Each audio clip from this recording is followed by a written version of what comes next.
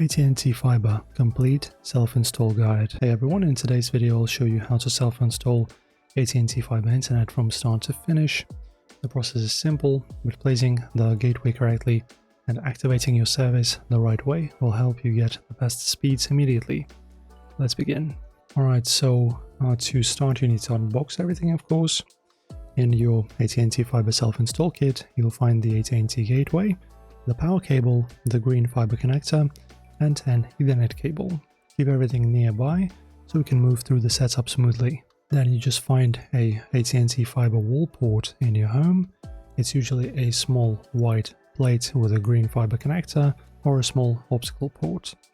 If your home has multiple ports, choose the one labeled ONT and Fiber, or the one closest to where the technician installed wiring. Then take the green-ended fiber cable and gently push it into the green port on the wall until it clicks. Connect the other end to the green port on the back of your AT&T gateway. Then plug the gateway into power. And then the gateway will run a series of tests. This can take up to 10 minutes.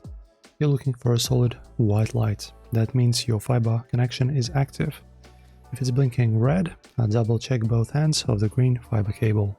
And then, in order to connect to Wi-Fi, you need to check the sticker on the side of your gateway. You'll see your Wi-Fi network name and password.